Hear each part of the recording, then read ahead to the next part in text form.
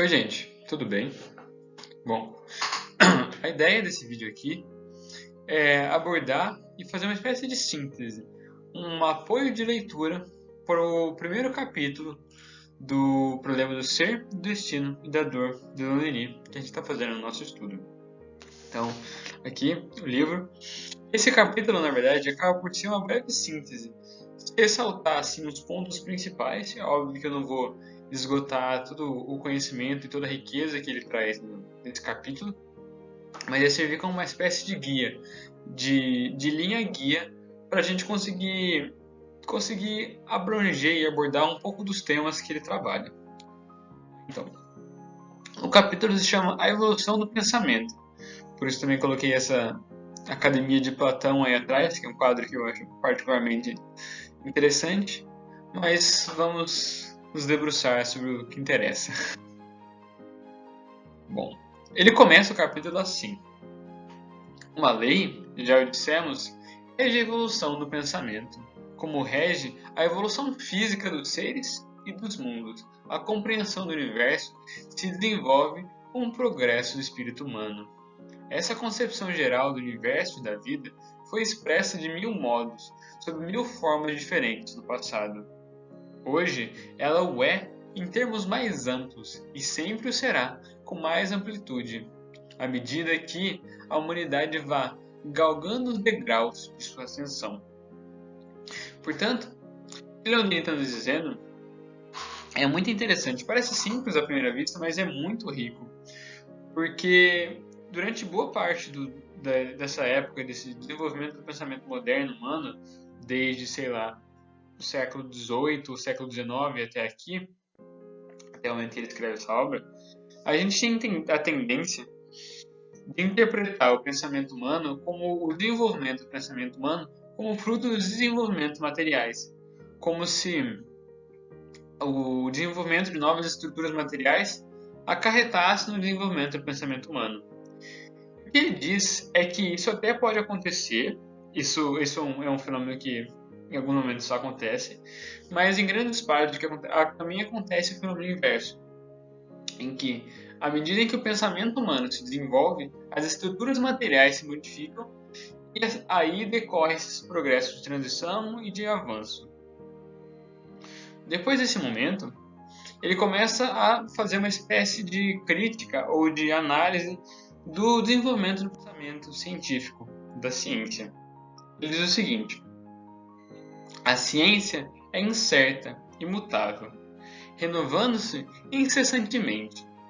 Seus métodos, suas teorias, seus cálculos elaborados com muito sacrifício desmoronam ante uma observação mais atenta ou uma indução mais profunda, para dar lugar a outras teorias que também não serão definitivas.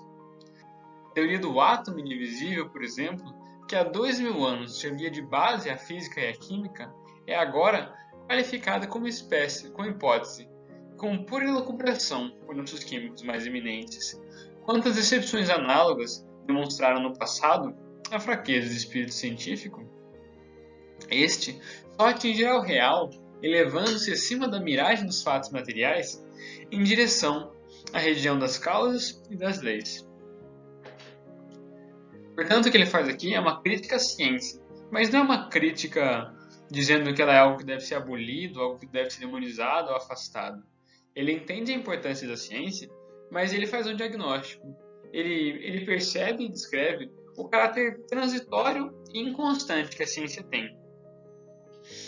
Porque é natural da ciência, parte intrínseca dela, que ela aconteça com o tempo e que seus postulados, suas afirmações, estejam fadadas, ou pelo menos passíveis, de serem remodeladas, transformadas e recriadas. A prova que ele dá, esse argumento, essa análise que ele faz, se baseia também no desenvolvimento, por exemplo, da concepção do átomo, que surge lá com Demócrito, que era um pensador grego alguns séculos antes de Cristo, e que, com o passar do tempo, foi muito importante essa concepção que ele fez, porque o que Demócrito fez foi afirmar, através do raciocínio, do questionamento, que por mais que as coisas pudessem ser divididas, como por exemplo uma pedra, você pode pegar uma pedra grande e dividir em duas um pouco menores, e assim por diante, sempre dividindo, tem que existir um momento em que você vai encontrar uma unidade indivisível, uma estrutura formadora da matéria. E foi daí que surge essa crença do átomo, que foi tão duradoura no nosso desenvolvimento de pensamento. Mas, com o passar do tempo, por volta do século XVI, do século XVII, vários cientistas começaram a se debruçar e perceber que o átomo, essa estrutura unitária, realmente existia, mas que ela não era efetivamente indivisível, nem a última estrutura, nem a última unidade. Porque por debaixo daquele átomo haviam prótons, haviam nêutrons, havia eletrosfera que o circundava e mesmo o reino subatômico que depois nós descobrimos, com seus quarks e todas essas estruturas. Portanto, o que ele diz é fazer um diagnóstico de que a ciência naturalmente está fadada a ser renovada. Isso ele aponta como uma fraqueza do espírito científico, porque como a gente afirmou naquela introdução que a gente fez na semana passada, essa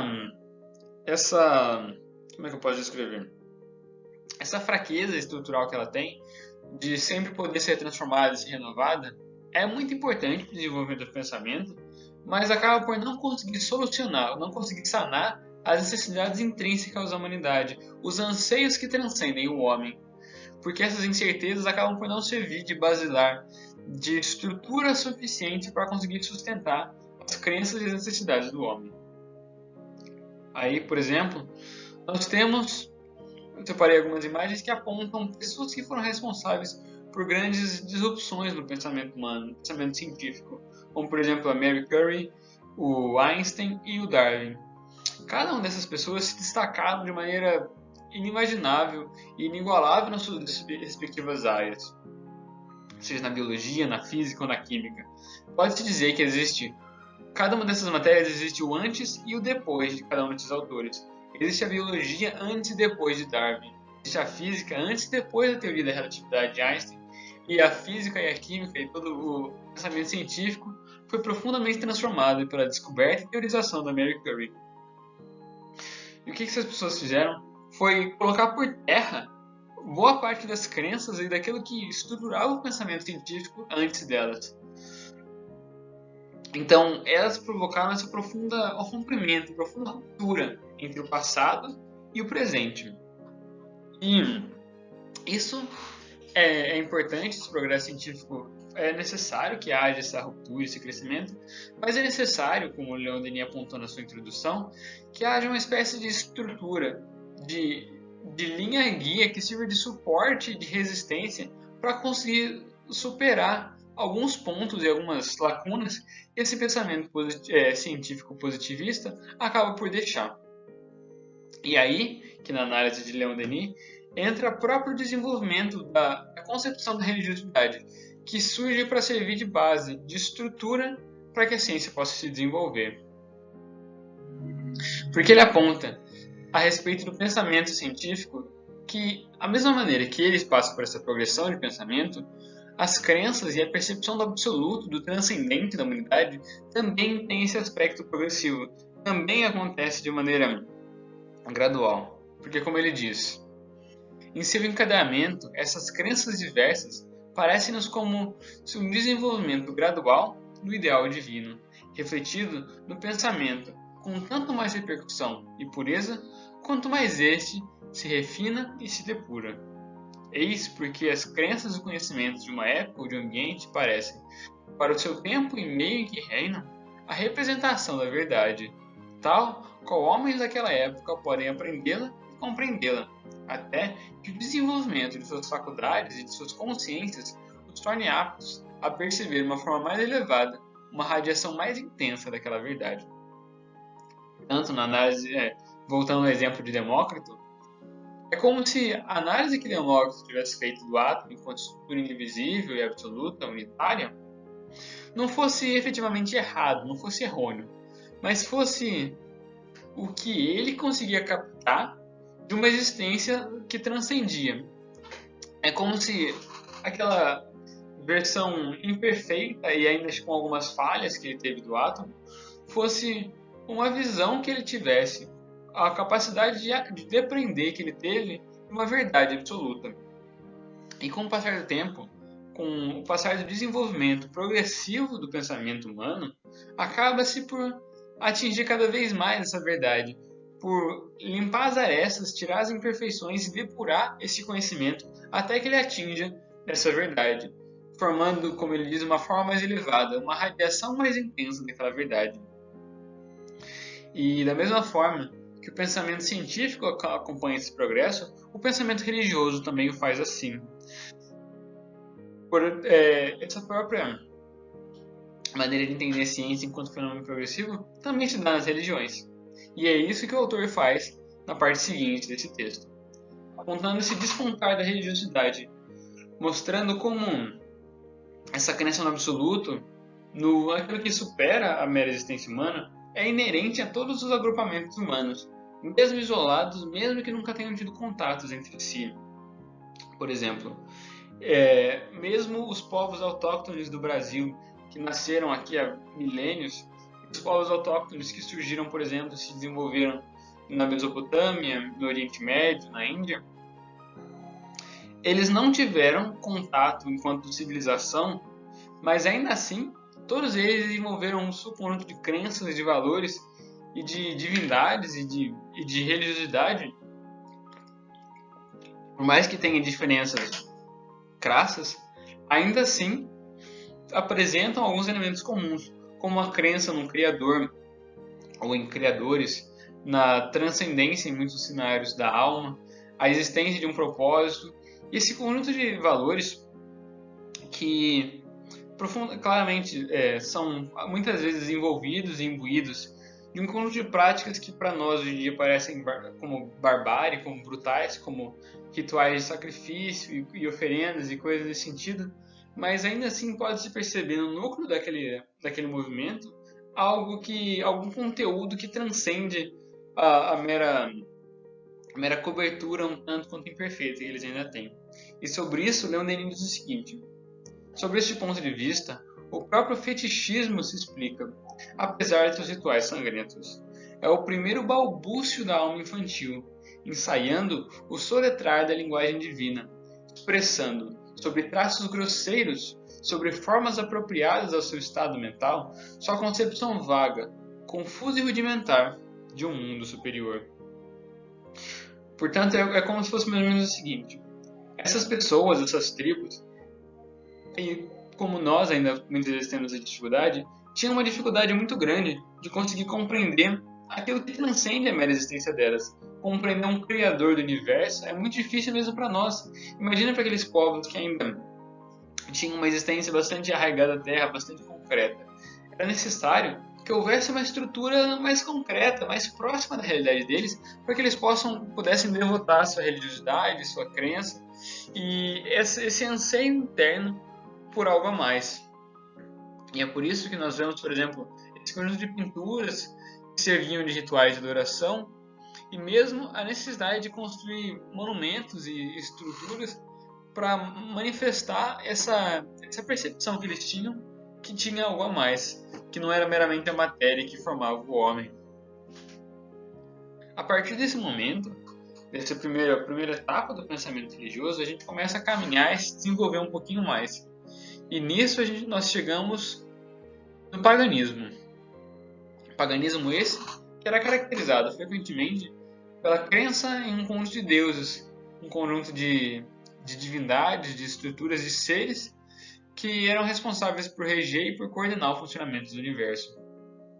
Como paganismo, nós temos exemplos: a mitologia grega, a mitologia egípcia e várias desses conjuntos religiosos e mitológicos que entendiam o funcionamento do universo como regido por seres que tinham identidades, nomes, anseios, amores e valores, que diferiam um pouco do pensamento mais primitivo, ou pelo menos pensamento prévio religioso, que frequentemente atrelava a existência dessa divindade a meros fenômenos. Por exemplo, entender o trovão, o fogo, as enchentes ou as cachoeiras como deuses. O que o paganismo já trazia era uma espécie de separação entre o fenômeno e a causa, entendendo não o fogo propriamente dito como um deus, mas o fogo como manifestação do deus do fogo, do deus do trovão e coisas nesse sentido. E o que Leon Denis diz é o seguinte: o paganismo representa um conceito mais elevado, ainda que muito antropomórfico. Nele, os deuses assemelham-se aos homens. Tem destes todas as paixões, todas as fraquezas. Entretanto, a noção do ideal já se aperfeiçoa com a do bem. Um raio de eterna beleza vem fecundar o berço das civilizações. Então, nesse sentido, esse é um ponto importante do paganismo, porque essa própria imagem de Netuno apresenta, é como se Deus ou deuses fossem nada mais nada menos do que uma materialização, uma encarnação de um homem com algumas características especiais, com superpoderes, digamos assim. Como se Deus, encarnado, por exemplo, em Zeus, Poseidon, Atenas, Apolo e essas outras divindades gregas, por exemplo, fossem pessoas praticamente normais que acabassem por ser responsáveis por reger o universo. Então eles não tinham necessariamente valores intrinsecamente justos, bons ou ideais. Eles eram meramente pessoas que respondiam aos incentivos dos homens, como oferendas, rituais e templos, à medida dos seus próprios interesses. Depois que a gente tem a partir do paganismo, é o surgimento do monoteísmo, exatamente. Mas por que eu deixei o monoteísmo na mesma imagem, no mesmo slide do paganismo? Bom, o monoteísmo surge, como muitos de nós já estudamos, já lemos, já nos foi dito, com as religiões hebraicas, a partir do advento de Moisés. Mas esse monoteísmo precursor, primitivo, digamos assim, ele ainda assim era profundamente pautado pelas crenças pagãs. Porque ainda assim que só existisse um Deus, ele ainda era praticamente uma aglutinação, uma união de toda aquela míriade de entidades e individualidades que formavam, por exemplo, o panteão grego. Era como se todos aqueles valores convergentes e divergentes se fundissem num só indivíduo, num só ser, que era esse Jeová.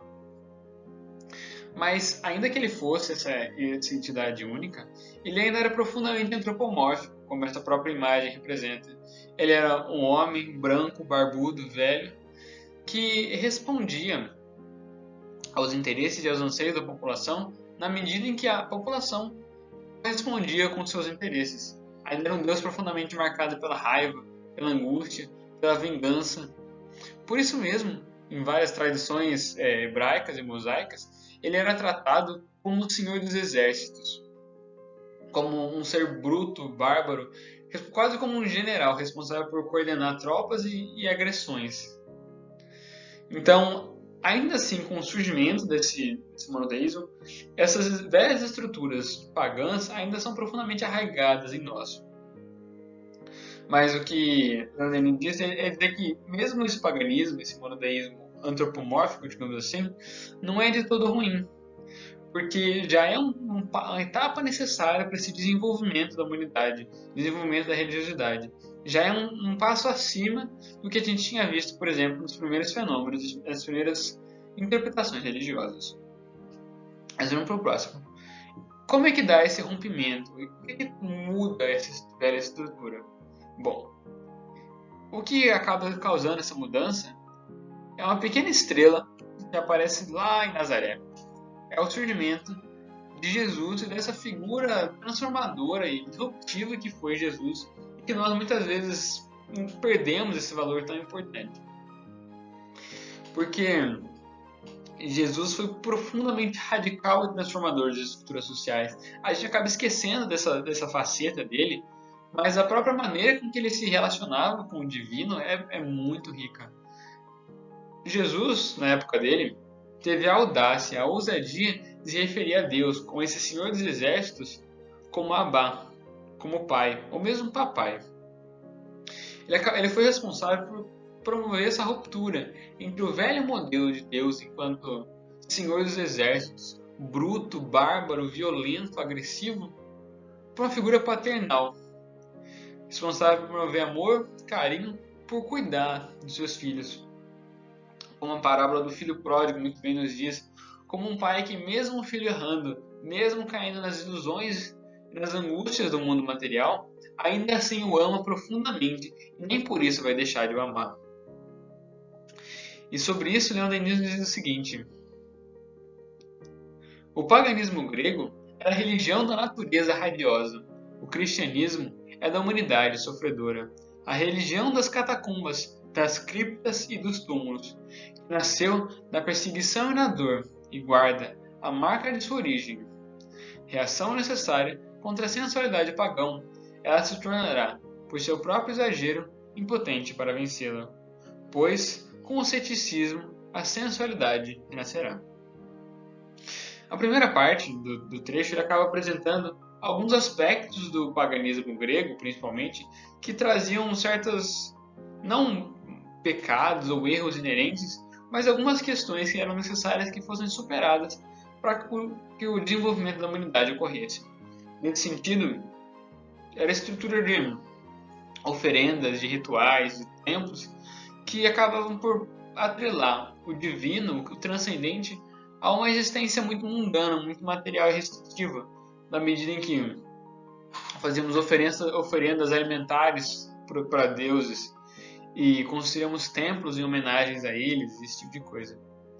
Portanto, a religião cristã surge na própria figura do Cristo, essa entidade disruptiva, que não pretendia se aproximar e igualar, por exemplo, ao helenismo, a busca pela estética bela, pelo saudável, por valores quase que eugênicos que muitas vezes eram imbuídos no paganismo grego.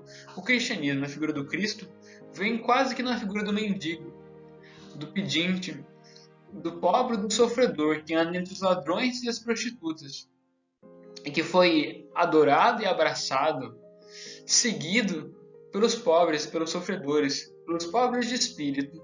Ele muito bem diz no seu Sermão da Montanha. Portanto, esse corpo doutrinário do cristianismo nasce exatamente dessa ruptura, da rebeldia e da mudança de paradigma religioso que se tem.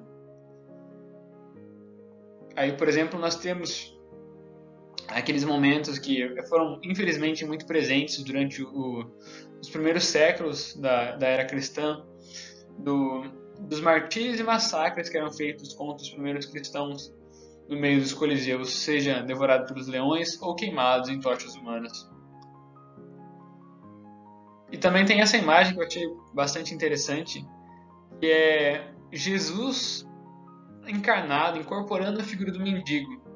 Tem é uma escultura de bronze, tem que parece ser um mendigo normal, um morador de rua, um desabrigado, mas ele carrega nos pés as marcas do suplício de Jesus, aproximando essa figura que é tão desvalorizada, tão jogada de lado, chutada de canto, que são os desabrigados, como a encarnação desse Cristo, desse ser maior que já passou pelo nosso orbe.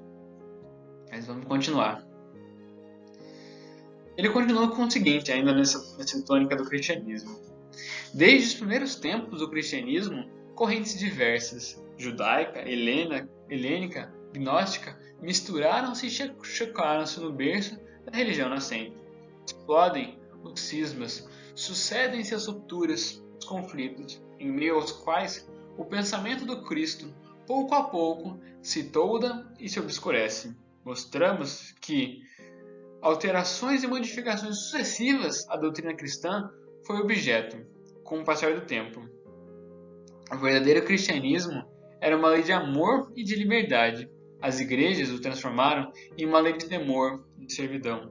Daí o afastamento gradual dos pensadores em relação à igreja. Daí o enfraquecimento do espírito religioso em nosso país.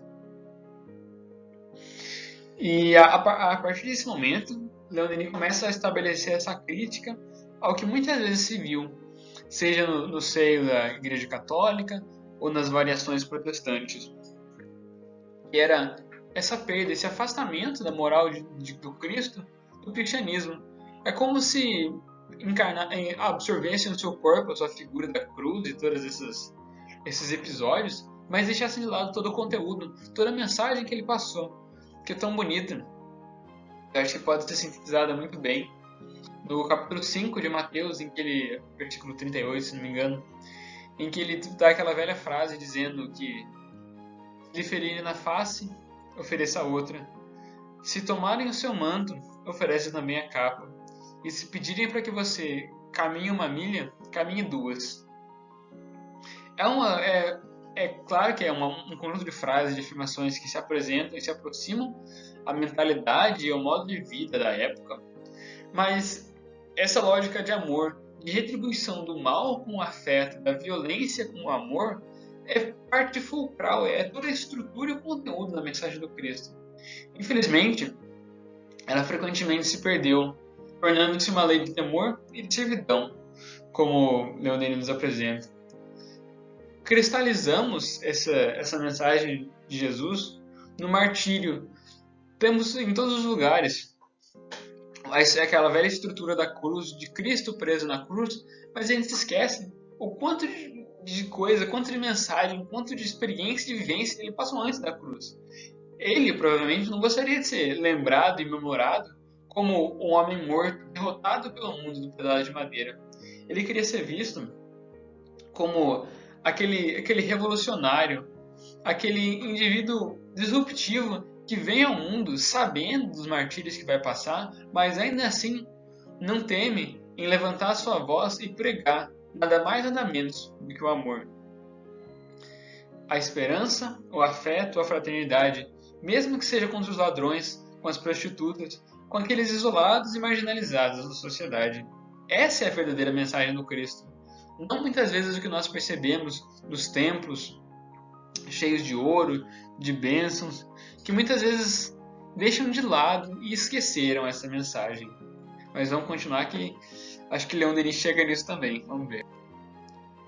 Antes de continuar essa crítica, ele ressalta e mostra a importância de se dizer por que existe a religião. Porque muitas vezes, e a gente vai falar sobre isso mais pra frente, a religião assume esse caráter negativo, porque a gente vê, por exemplo, as cruzadas, ou conjuntos de martírios e massacres feitos em nome de Deus e de Jesus, e parece que as religiões não servem para nada, elas são só uma resistência, um freio ao desenvolvimento humano. E o que ele diz é mais ou menos o seguinte: as religiões contribuíram poderosamente com a educação humana, opuseram um freio às paixões violentas, à barbárie das eras de embrutecimento, e guardavam fortemente a noção moral no fundo das consciências. A estética religiosa trouxe à luz obras-primas em todas as esferas. Participou, em larga escala, da revelação da arte e do belo, que prossegue séculos afora. A arte grega criara maravilhas. A arte cristã atingiu o sublime em suas catedrais góticas, que erguem-se como bíblias sob o céu, com suas altivas torres esculpidas, suas naves imponentes, e as vibrações dos órgãos dos cânticos sacros invadem suas altas ogivas, de onde a luz desce, em jorros, e escorre, e cobre os afrescos das estátuas. Mas o papel desta arte se encerra, pois que ou ela se copia ou repousa, como se estivesse esgotada. É magnífico esse lirismo e essa maneira de se expressar de Leon Denis, porque ele aponta uma coisa que eu acho muito interessante, que é bastante importante que nós ressaltemos, que as religiões, por mais que tenham justificado a barbárie e a violência, ainda assim foram necessárias. É necessário para o desenvolvimento humano que em algumas etapas haja essa restrição, esse fechamento. É necessário que alguns homens ainda sejam atacados ou limitados pelo medo do inferno, para que possam, como ele muito bem diz, gravar a noção moral.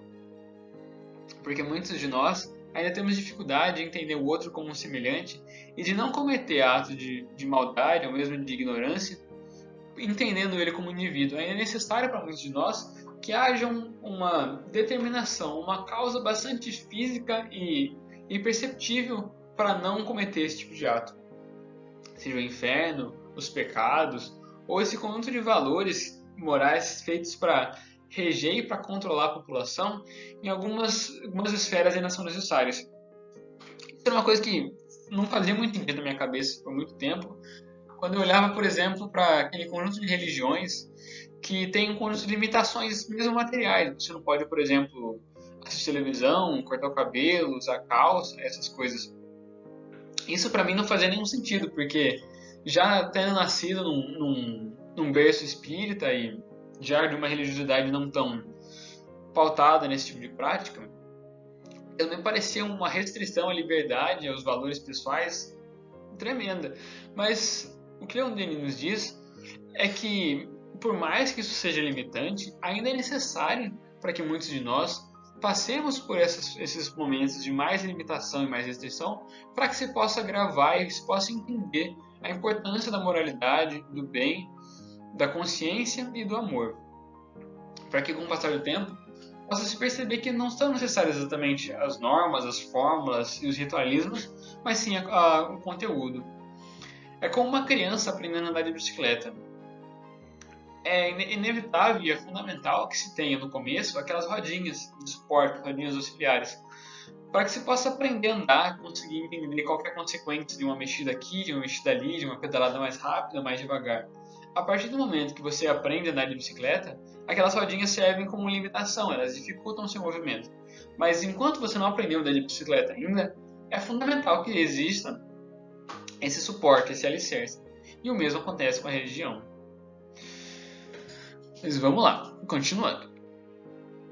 A partir desse momento, agora que ele já apontou essa definição, essa descrição da importância da religião ao longo do tempo, agora ele vai apontar alguns dos desvios que aconteceram ao longo do desenvolvimento humano que acarretaram essa perda da moralidade do Cristo que a gente falou. Ele diz o seguinte: o erro religioso e, sobretudo, o erro católico não é de ordem estética, não engana, é de ordem lógica. Consiste em fechar a religião em dogmas estreitos, em formas rígidas. Embora o movimento seja a própria lei da vida, o catolicismo imobilizou o pensamento, em vez de provocar seu desenvolvimento. É da natureza humana esgotar todos os aspectos de uma ideia, ir aos extremos antes de retomar o curso normal de sua evolução. Cada verdade religiosa, afirmada por um inovador, se enfraquece e se altera com o passar do tempo, por serem os discípulos quase sempre incapazes de se manter à altura a qual o mestre se levaram. A doutrina vira, então, uma fonte de abusos e provoca, pouco a pouco, um movimento contrário. Então, o que ele está dizendo é que um erro, um processo, um desvio que o catolicismo e várias outras religiões acabaram por cometer ao longo do tempo foi se cristalizar, se fixar demais aos dogmas, às formas, ao seu conteúdo, aos rituais, aos ritos e às estruturas, e deixar de lado o conteúdo mais importante, que no caso era o amor. Nós acabamos criando templos de ouro, literalmente, e esquecemos que esse conjunto de estruturas, de pilares, de naves, de coisas que, por mais que sejam bonitas, não passam daqui. É só mais um aglomerado voltando ao começo da conversa, de átomos. O mesmo átomo que forma esse monte de ouro, esse monte de mármore, pedras preciosas, é o átomo que forma os ladrilhos que revestem os chãos, as calçadas, os banheiros. É só um aglomerado de matéria, mas muitos de nós acabamos santificando o templo e esquecendo de quem os idealizou, digamos assim, quem foi o motor inicial. Esse é um impulso amoroso para que surgissem todas essas estruturas.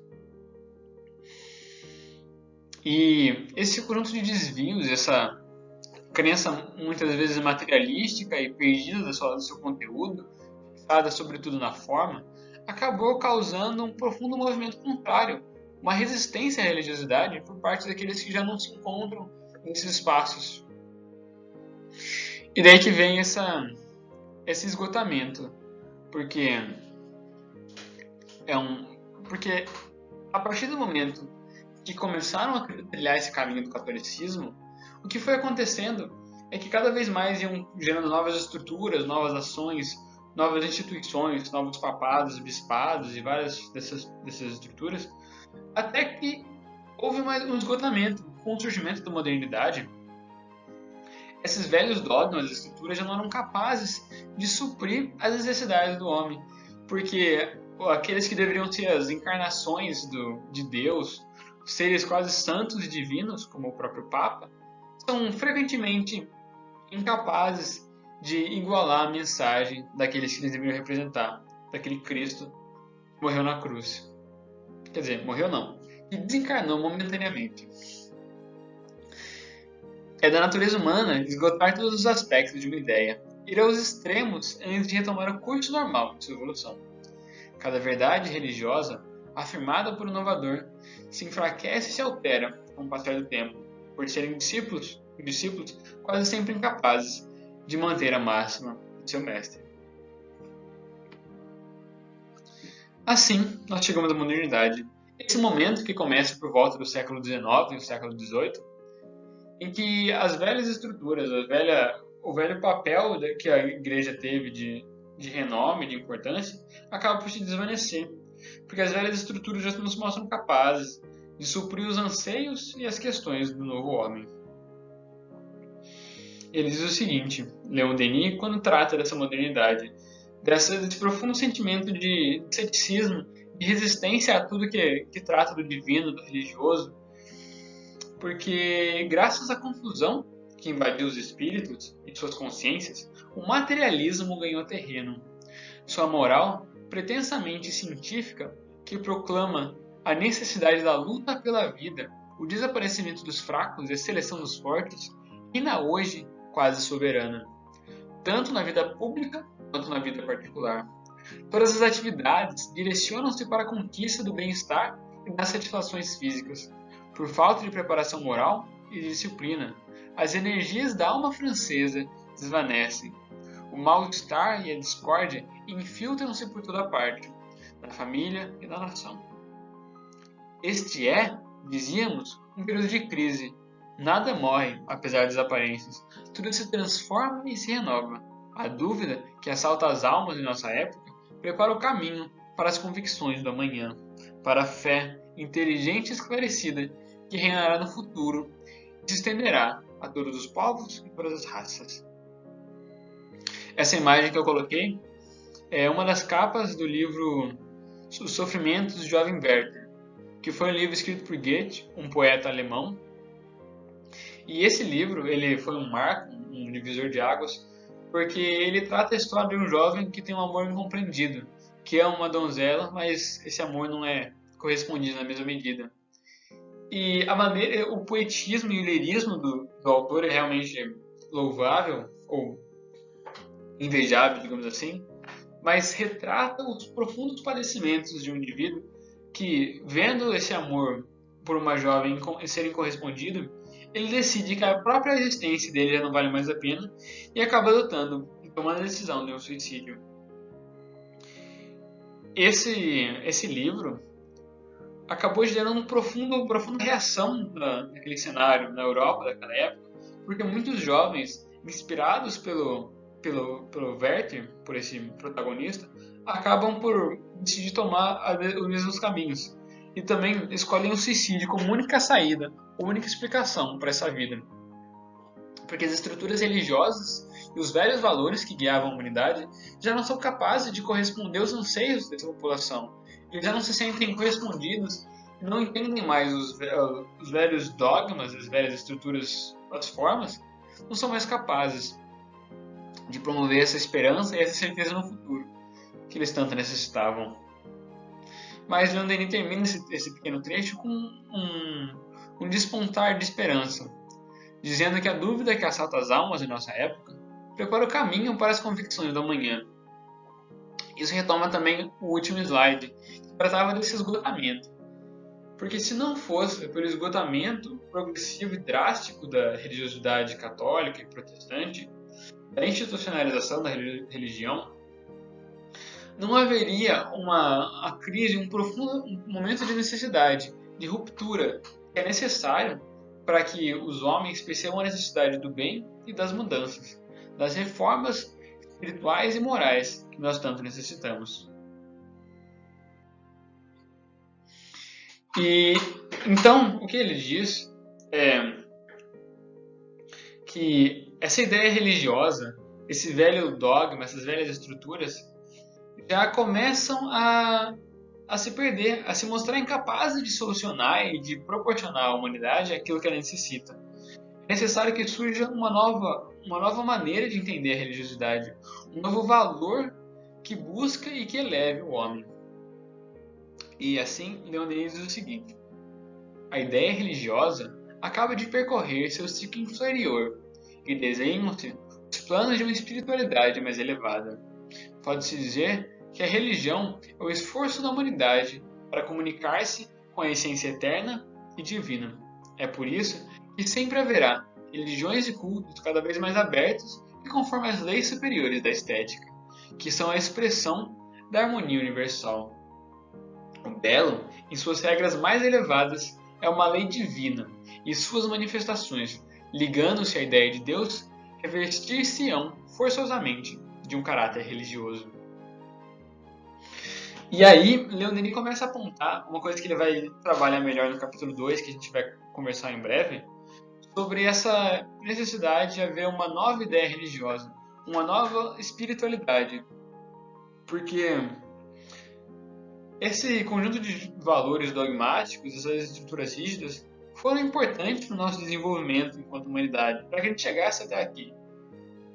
Mas agora, a gente já caminhou, já superou essas etapas. É necessário que a gente assuma um novo papel, um novo caminho, deixando de lado as velhas formas e dogmas e abraçando o conteúdo, essa verdade universal e transcendente, que busca deixar de lado os personalismos, as valorizações externas e entender a fraternidade, o amor, como uma verdadeira religião. Entendendo que religião não é uma estrutura institucional responsável por... entendendo que a religião não é uma estrutura meramente institucional, com um CNPJ, com dogmas, com valores, com líderes e com uma estrutura hierárquica. É nada mais nada menos do que a ação, o conjunto de práticas e de atitudes que nós fazemos no nosso dia a dia. Portanto, esse trecho inteiro, esse capítulo inteiro, é um convite para que a gente possa deixar de seguir essa velha religiosidade institucional, de livros, de trajes, de ritos, e abraçar a religiosidade da causa, da ação e do amor. Para terminar, ele conclui dizendo que haverá um dia em que todos os pequenos sistemas, limitados e envelhecidos, fundir-se-ão em uma vasta síntese, abrangendo todos os reinos da ideia, ciências, filosofias, religiões, hoje divididas, unir-se-ão na luz, e será a vida, o esplendor do espírito, o reinado do conhecimento. Assim, esclarece-se gradualmente os problemas mais obscuros. O além se entreabre, revela-se o lado divino dos seres e das coisas, pela força desses ensinamentos. Cedo ou tarde, a alma humana se elevará e, das alturas alcançadas, verá que tudo se interliga, que as diferentes teorias, aparentemente contraditórias e hostis, são apenas aspectos diferentes de um mesmo todo. As leis do majestoso universo resumir-se-ão para ela em uma lei única, ao mesmo tempo força inteligente e consciente, modelo de pensamento e de ação. Assim sendo, todos os mundos, todos os seres, achar-se-ão ligados em uma mesma unidade poderosa, associados em uma mesma harmonia, convergindo para um mesmo objetivo. Que possamos materializar esse porvir, esse novo mundo, encarnado e incorporado por uma nova religião, não de maneira institucional e nem querendo que o espiritismo se torne verdade universal para todos, mas entendendo religião não como os valores escritos num livro e delimitados a um templo, a um culto, a um grupo de pessoas, mas religião como o próprio ato, a própria mensagem da palavra nos traz, como um religare, como o potencial e a estrutura que possibilita uma reconexão do homem com o divino. Não um divino antropomórfico, externo, barbudo, que fica em cima das nuvens, mas com um divino que reside em cada um de nós, com essa potência criadora, que possui infinitos potenciais em germe dentro de si, que possamos, através dessa renovação da religião, encontrar o Deus que reside em nós, esse lado divino dos seres e das coisas. Eu acho que esse é mais ou menos uma síntese bastante sintética do capítulo 1. Serve mais como um guia para a gente ter um pouco mais de estrutura para conseguir entender exatamente o que o autor quer dizer. Não que isso restringe e consiga abraçar tudo que ele diz, mas consegue formar uma certa estrutura basilar para a gente poder começar a discutir no próximo estudo o capítulo 2 e o capítulo 3. Espero que vocês tenham gostado, que tenha ficado minimamente claro. Qualquer coisa, comentem aqui embaixo alguma dúvida, alguma questão, para que a gente possa ir conversando e esclarecendo e aprendendo junto, no final das contas. Muito obrigado e até a próxima. Tchau!